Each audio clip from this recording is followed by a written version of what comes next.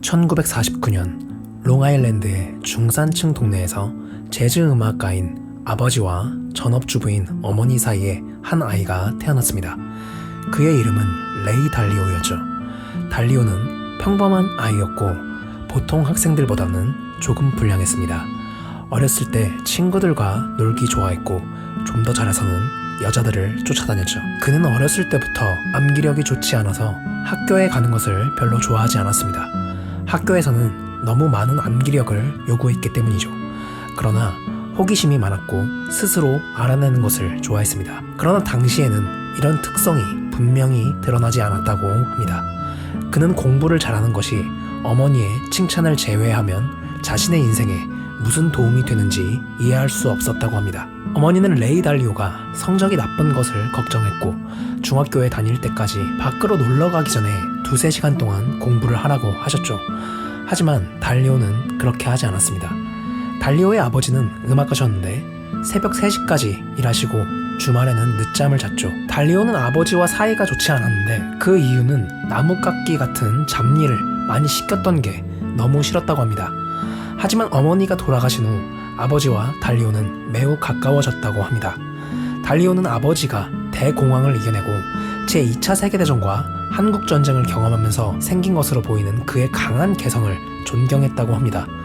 달리오는 8살에 신문 배달을 했고 골프장 캐디와 동네 식당에서 식탁을 치우고 접시를 닦는 일, 그리고 백화점에서 재고 정리하는 일도 했다고 합니다. 달리오는 또한 어렸을 때부터 일을 하고 독립적으로 돈을 관리하는 경험을 통해 학교나 놀이에서는 배울 수 없는 귀중한 교훈을 얻었다고 합니다. 달리오는 12살 때 골프장 캐디로 일하면서 번 돈으로 주식 투자를 하기 시작했다고 합니다. 그 당시에 거의 모든 사람들이 주식시장에 대해 이야기했다고 합니다. 그는 주식을 처음 시작하자마자 운 좋게 돈을 벌었고 그때는 주식시장에서 돈을 버는 것이 쉽다고 생각했다고 합니다. 그러나 곧 주식시장에 대해 알고 있는 거의 모든 것이 틀린 것으로 입증되었다고 합니다.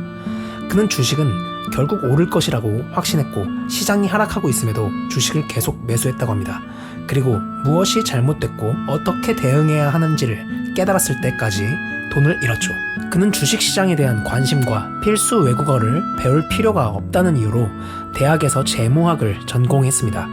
대학에서는 수업 시간이든 수업 외 시간이든 관심 있는 것에 대해 배우고 공부할 수 있었죠. 그는 또 명상에 관심이 있어서 명상을 배웠고 명상은 인생에 많은 도움이 되었다고 합니다. 평온하고 열린 마음을 갖도록 하고 창의적으로 생각하는 데 도움이 되었죠. 1971년 봄 그는 거의 만점에 가까운 점수로 대학을 졸업했고 하버드 경영대학원에 입학했습니다. 입학하기 전 여름에 뉴욕 증권거래소에서 사무원으로 일했고 그곳에서 경제에 대해 연구했습니다. 1973년 연준의 긴축 정책으로 인해 대공황 이후 최악의 경기 침체를 초래했죠. 특히 니프티 피프티 종목들이 심하게 영향을 받아 가격이 폭락했죠. 달리오가 여기에서 배운 교훈은 모든 사람이 똑같은 생각을 할 때 이미 모든 것이 가격에 반영되어 있기 때문에 여기에 승부를 거는 것은 실패할 확률이 높다는 것이었죠. 달리오는 이런 사건들이 반복적으로 여러 차례 발생하고 있다는 것을 파악했습니다. 거의 대부분의 사건은 유사한 사건의 다른 버전이라는 것을 깨달았던 것이죠. 사람들은 가장 인기 있는 것을 따라가고 그렇지 못한 것은 피하는 경향이 있다는 겁니다. 달리오는 하버드 경영대학원을 졸업하고 침실이 2개가 있는 아파트에서 동창인 밥 스콧과 작은 사업을 시작했습니다. 친구들과 함께 다른 국가로 상품을 판매하는 사업을 시도했죠. 실제로 그들은 바다를 건너 국가들을 연결하는 일을 하고 있었기 때문에 그 회사를 브릿지 워터라고 불렀습니다. 그는 경험이 부족한 탓에 초기에 고객들에게도 손실을 많이 입혔습니다. 예측 시스템이 제대로 구축되지 않은 탓이었죠. 그는 거시적 데이터와 역사적 데이터를 끝없이 연구했습니다. 그는 1800년까지 거슬러 올라가 부채와 공황에 대해 연구했고 그것들을 고객들과 공유했죠. 1982년 8월에 멕시코가 채무 불이행을 선언했고 거의 모든 사람이 많은 나라가 멕시코의 뒤를 따를 것이라고 생각했죠. 미국 은행들은 자기 자본금의 250%를 멕시코처럼 위험한 국가들에게 대출해주고 있었기 때문에 이것은 매우 중대한 문제였습니다. 합니다. 그리고 미국에서는 기업 대출이 중단되었죠. 레이 달리오는 이런 일을 예상한 사람 중 하나였기 때문에 큰 주목을 받았다고 합니다. 미국 의회는 경제 위기에 대한 청문회를 개최하고 달리오에게 의회에서 증언해 줄 것을 요청했습니다. 달리오는 TV에 출연해 미국 경제가 공황을 향해 가고 있다며 확실하게 단언했고 그 이유를 설명했죠. 멕시코가 채무 불이행을 선언한 이후 연방준비제도는 더 많은 돈을 공급하는 방법으로 경제 붕괴와 채무 불이행 사태에 대응했습니다. 이것이 주식시장을 기록적으로 상승하게 만들었죠. 달리오는 주식시장 상승에 놀랐지만 1929년에도 주식시장이 15% 상승했지만 결국에는 역사상 최악의 공황이 발생했고 이번에도 그럴 것이라고 생각했던 모양입니다. 레이 달리오 예측에 따르면 연방준비제도의 노력이 효과가 없어 경제가 붕괴할 확률이 75%였다고 합니다. 달리오는 금과 유로, 달러에 대한 차익 거래로 미국 재무부 채권을 샀습니다. 이것은 신용 문제가 악화될 것이라는 예상에 대한 위험을 제한하기 위한 방법이었죠. 하지만 레이 달리오는 완전 틀렸죠. 약간의 시차는 있었지만 경제는 연방준비제도의 노력에 반응하면서 인플레이션을 일으키지 않고 회복하기 시작했죠. 채무 국가에서 흘러나온 돈이 미국으로 들어오면서 모든 것을 바꿔 놓았던 것이죠. 미국으로의 달러 유입은 달러 가치를 상승시켰고 이는 다시 미국의 물가 하락 압력으로 작용했던 것입니다. 물가 하락은 연방준비제도가 금리를 내릴 수 있도록 한 것이죠. 그로 인해 주식시장은 다시 크게 상승했고 미국 경제는 이후 18년 동안 물가 상승을 동반하지 않은 성장을 지속했습니다. TV쇼에 출연해서 장담까지 했던 예측이 공개적으로 틀려버렸고 이 실패로 인해 달리오가 브릿지워터에서 이룩한 모든 것을 잃게 만들었습니다. 예상이 틀린 경우보다 맞는 경우가 훨씬 많았지만 다시 원점으로 돌아가야 했죠. 이 당시 동료들에게 월급을 줄 수 없었고 그들을 해고할 수밖에 없었다고 합니다. 그리고 브릿지워터 직원은 레이 달리오 혼자만 남게 되었죠. 그는 깨달았죠. 시장에서 돈을 버는 것은 어렵다는 것을요. 똑똑한 투자자 버나드 바루치는 당신이 모든 것을 포기하고 상장기업의 역사와 배경에 대해 의대생이 해부학을 공부하는 것처럼 연구할 준비가 돼 있더라도 또는 이 모든 것을 할 수 있고 추가로 도박사의 냉정한 배포와 미래를 내다보는 육감 그리고 사자의 용기를 가지고 있어도 시장에서 이길 확률은 거의 없다 라고 투자의 어려움을 표현했죠. 1983년 그는 파산에서 점점 벗어났지만 여전히 돈이 없었습니다. 하지만 점차 고객 수를 늘리면서 매출을 올렸고 팀을 새롭게 확대했습니다. 달리오는 미래를 아는 것이 중요하지 않다는 사실을 깨달았습니다. 중요한 것은 특정 시점에 활용할 수 있는 정보에 적절하게 대응하는 방법을 아는 것이었죠. 이를 위해서 분석할 수 있는 방대한 분량의 경제와 시장 데이터를 수집해야 했죠. 달리오는 시장에서 특정 상품에 투자할 때마다 그 결정에 대한 기준을 기록했습니다. 그리고 거래가 끝났을 때 이런 기준들이 얼마나 도움이 됐는지 체크했죠.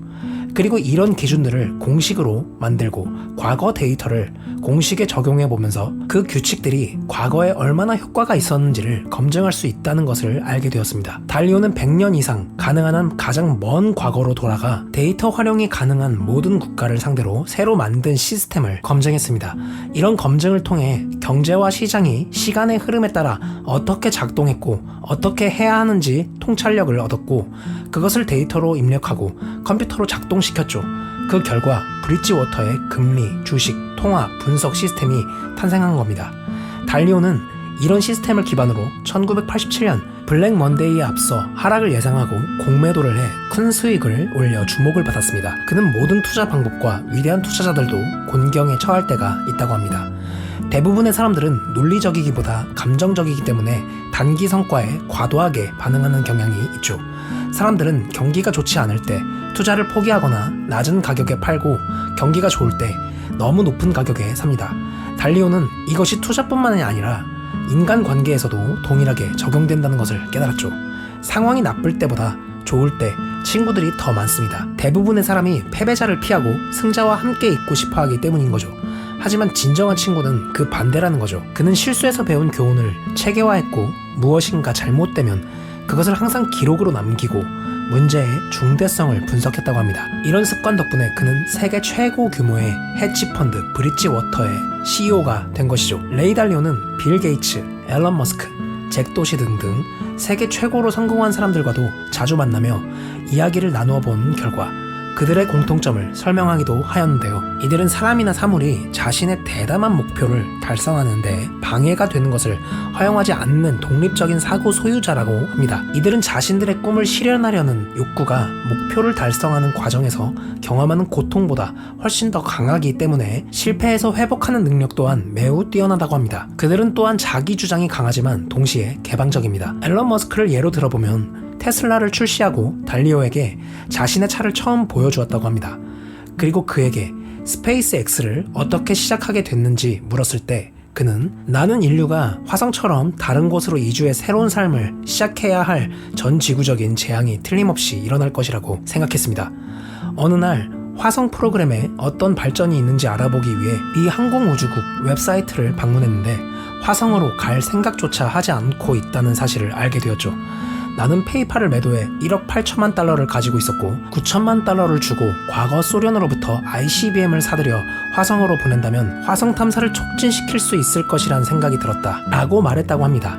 또한 달리오는 머스크에게 로켓에 대한 배경 지식이 있느냐고 물었더니 배경 지식은 전혀 없고 단지 책을 읽는 것으로 시작했다고 합니다. 이것들이 그들이 생각하고 행동하는 방식이라는 거죠. 오늘은 레이 달리오의 인생 여정과 세계 최고로 성공하는 사람들의 공통점에 대해 이야기를 나눠보았는데요. 이 내용이 더 궁금하신 분들은 레이 달리오의 원칙이라는 책을 강력 추천드립니다. 지금까지 책과 꿈나무였습니다. 영상이 마음에 드셨다면 구독, 좋아요, 알림 설정 정중히 부탁드립니다. 감사합니다.